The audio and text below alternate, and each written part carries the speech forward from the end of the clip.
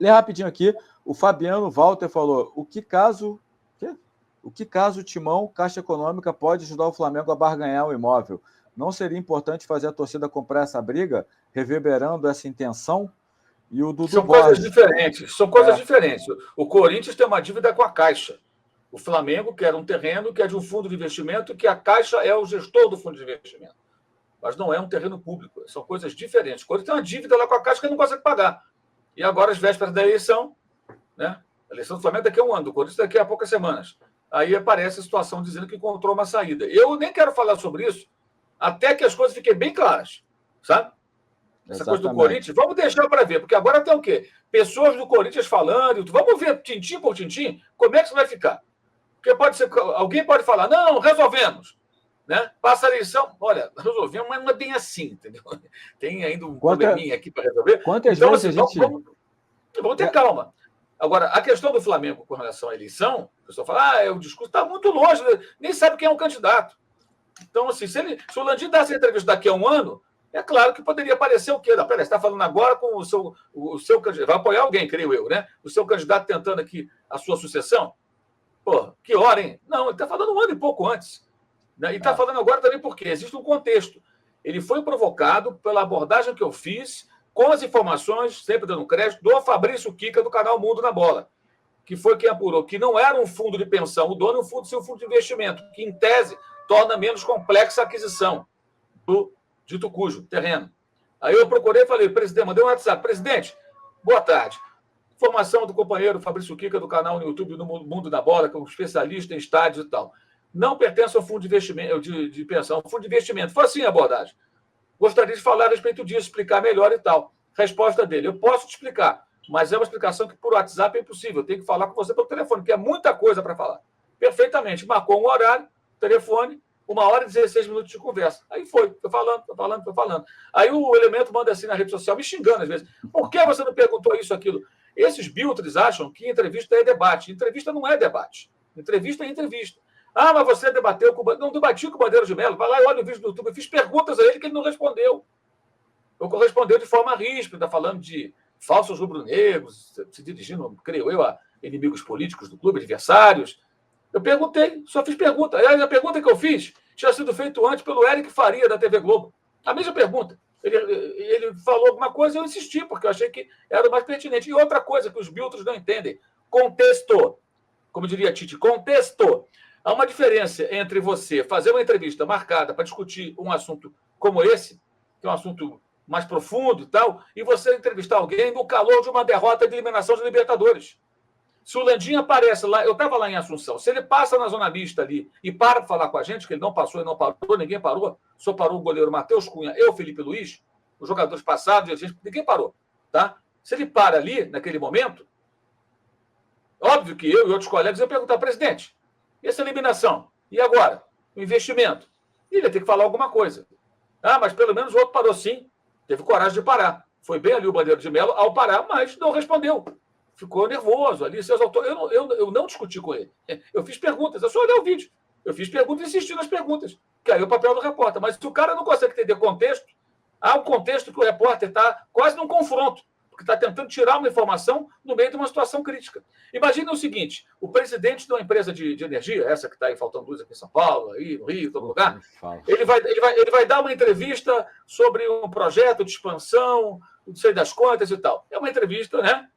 O repórter vai lá e tal, sobre questões econômicas que envolvem a empresa, esse mercado. Essa é uma entrevista. Agora, imagina o mesmo executivo dando uma entrevista para vários repórteres numa crise que está faltando energia aqui, lá e acolá. A temperatura é outra, o tom das perguntas é outro. É óbvio, gente. Há um contexto. Agora, uma entrevista como essa, e entrevista não é debate. É diferente se você está num programa de televisão ou na internet, no estúdio, vem um convidado, e aí ele coloca uma questão e você está ali para também meio que confrontá-lo, dependendo da situação. Então, tudo tem o seu momento. E a entrevista tem um recorte. A entrevista tem um recorte, né, Mauro? Desde o início, você perguntou a ele sobre o estádio. Aí o pessoal Sim. quer que no meio dessas perguntas do estádio... peraí, presidente, agora vamos falar aqui do futebol, do que você fez errado em 2000. Pô, ele encerrar a entrevista e acabou. E aí você perde o resto das respostas sobre o estádio. É isso que as pessoas não entendem o trabalho do jornalista. É muito difícil. Não, elas não entendem e acham que entendem da profissão. Não entendem nada. Nunca entrevistou nem o vizinho, né? Não tem a menor ideia de como é o nosso trabalho. E outra coisa, eu estou contando aqui os detalhes até. Ele se propôs a falar sobre o estádio. Ou seja, ele combinou comigo que falaria sobre o estádio. Então, você pode até tentar outras perguntas. É claro que eu fiz outras perguntas. E tem coisa que eu não publiquei. E teve coisa que ele não quis falar. Alguém acha que eu, no final da entrevista, eu não perguntei sobre futebol? Eu sou um babaca, não perguntei nada. Claro que eu perguntei. E aí ele deu uma desconversada, porque o assunto não era esse. Respondeu meio valia e tal, e lógico, se esquivou, que ele não queria falar do futebol. Ele estava disposto a falar do estádio. Aí eu teria que ser muito otário para falar assim, não, ou o senhor fala de tudo, ou não entrevista o senhor. Não, eu vou tentar tirar dele o melhor possível. E acabou falando sobre SAF, falando sobre o voto do sócio-torcedor, assuntos que surgiram na conversa e que são relevantes. E ele pode até ter falado, bem, bobo Landim não é, ele é um cara inteligente. Por que ele pode ter falado? Também pode ter falado tudo isso, até para testar a temperatura, para ver como as pessoas vão reagir em relação a algumas ideias que ele tem aí, o grupo dele. O que também é legítimo, não tem problema nenhum. E outra questão também que eu acho impressionante, até eu fiz um fio ontem no Twitter, mostrando várias críticas que eu já fiz a essa gestão. Eu posso criticar hoje, posso elogiar amanhã. Não existe essa defesa incondicional, nem ataque incondicional. Isso não existe. Como aconteceu com o Gabriel, né? A gente faz isso, a gente elogiava muito o Gabriel. Se o Gabriel chegar agora, depois da data FIFA, voltar na quinta-feira, meter 3 gols, jogar pra cacete e tal, a gente vai elogiar ele aqui. Falar, pô, olha como ele, que bom que ele tá jogando, que maravilha, olha, o Gabigol voltou. Lógico, vai falar mal dele? Não, vou elogiar. Falar mal da atuação dele. Agora, o que as pessoas não entendem é que numa entrevista, o nosso papel, o papel do jornalista, é tentar tirar o máximo possível do entrevistado. E como disse o André, em alguns momentos, é até oportuno você não falar muito. Deixa correr. A pessoa quer falar, deixa falar, que ela vai falando. Se ela falar coisas que possam comprometê-la, é a corda para se enforcar. Se ela falar coisas que são boas, positivas, ela vai poder expor coisas positivas. Depende aí do conteúdo que ele tem a apresentar e da sua habilidade de se expressar da maneira que você se expressa. Então, a gente vive um momento também e tem gente que acha, como teve aí um elemento aí que estava no poder, que só falava com o jornalista que ele gostava, acha que o cara que se fala com você porque você... Não, eu não apoio ninguém.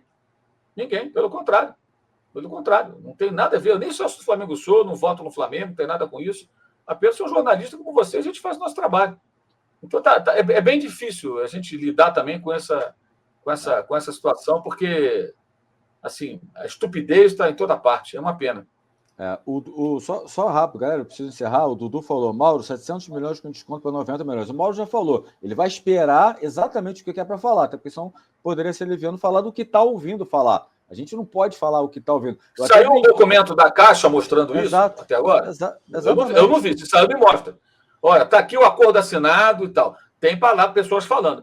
Não estou dizendo que elas estão mentindo, mas eu prefiro falar sobre isso quando for uma coisa realmente concreta. Até porque o estádio do Corinthians, teve um presidente que uma vez foi numa entrevista na Folha de São Paulo, aí ele falou que já tinha tudo acertado, em 30, 40 dias tinha um name right. Levou quantos anos?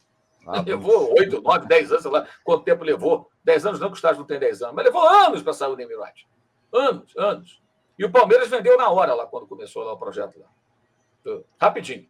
Quando nasceu o estádio do Palmeiras já tinha. Por quê? Palmeiras, a minha dedução, tinha gente competente fazendo esse trabalho.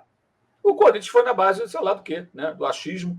Então, assim, até por experiências passadas, eu acho melhor a gente aguardar para poder falar sobre isso com mais propriedade, ver como isso vai ser, de que maneira vai ser. E não tem relação com a situação do Flamengo, porque aí é uma dívida. É uma dívida que o Corinthians usou a linha de crédito da Copa do Mundo para construir seu estádio. E contraiu uma dívida com a Caixa Econômica que ele não conseguiu pagar até hoje. Então fica essa eterna negociação. Em alguns momentos suspende pagamentos. Então vamos esperar, acho que um pouquinho, para poder falar com mais propriedade. Mas não tem a ver com a questão do Flamengo, porque o Flamengo é outra história. A Caixa é a gestora de um fundo de investimentos que é o dono do tal terreno que o Flamengo pretende adquirir. Último superchat, Mauro, o Fabiano Walter. Ainda que o imóvel seja do fundo, passaria por aval combinado de aspecto técnico, político, financeiro do comprador e do vendedor. Torcida pode ser, entre aspas, usada para o negócio acontecer em favor do Flamengo? Olha, o que eu acho que pode usar a torcida, se eu fosse o presidente do Flamengo, o que eu faria? Toda vez que algum político tentasse dificultar o caminho do Flamengo para, de forma legítima e honesta, limpa, erguer o seu estádio, então a gente vai expor esse político. Olha, o prefeito fulano de tal é contra o estado do Flamengo. O governador fulano de tal não concorda. Compra e toma a briga. Ainda mais no Rio de Janeiro, que mais da metade da população torce pelo Flamengo. Quer brigar com esse eleitorado aí, campeão? Porque tem isso também, que é o jogo político. Agora, se ninguém for sacana, ninguém quiser atrapalhar o Flamengo, se tudo será feito de forma correta, limpa, siga em frente. Eu acho que esse é um ponto que os clubes deveriam explorar mais. Porque no caso específico agora, o que esse edital do Maracanã? Isso é uma vergonha. E quem critica somos nós e a torcida. Os dirigentes ficam quietos, tanto do Fluminense como do Flamengo, que não querem melindrar ali o governo do Estado, fica nessa coisa e tudo. Eu não sei se esse é o melhor caminho, ou se é chutar o balde. Pelo amor de Deus, gente. Até pela questão moral. Canapé, porra. Já se viu? Imagina o funcionário do Fluminense, do Flamengo, tendo que contratar o do Maracanã lá, tendo que ligar para o buffet. Olha, tantos canapés, tantos salgadinhos aqui, porque a corte imperial vai assistir agora aqui Flamengo e Bragantino, Fluminense e São Paulo, quarta-feira. Que isso, gente? Isso é uma vergonha, né, cara? Não tem o menor cabimento. Não. Tipo, assim, porque você tá tentando tirar algo mais, uma mordomiazinha de clubes de futebol, porque os clubes utilizam um estádio que foi erguido com o dinheiro do contribuinte, do torcedor. E que precisa ter uma movimentação ali para aquilo se manter. Aliás, quando o Flamengo assumiu o estádio, isso é fato. Eu estive lá e vi. Eu estive lá no final da gestão do Maracanã, do consórcio da Odebrecht. Tinha muita coisa quebrada, gente. Muita coisa detonada. Cadeiras quebradas, jogadas embaixo da arquibancada, naqueles ambientes. O Flamengo deu uma geral no Maracanã. O Flamengo começou a pegar o Maracanã para tentar arrumar, ainda com o Bandeira de Melo na presidência. E depois seguiu aí com o Landim, com essa união com o Fluminense. Se não fossem os clubes, o Maracanã estava, de repente, estava em ruínas, aí, abandonado, apodrecendo, com o gramado ruim. Uma vergonha. Uma vergonha. Ainda mais a maneira que o estádio foi erguido e foi entregue nas mãos desse grupo de empresas, capitaneado pela Odebrecht.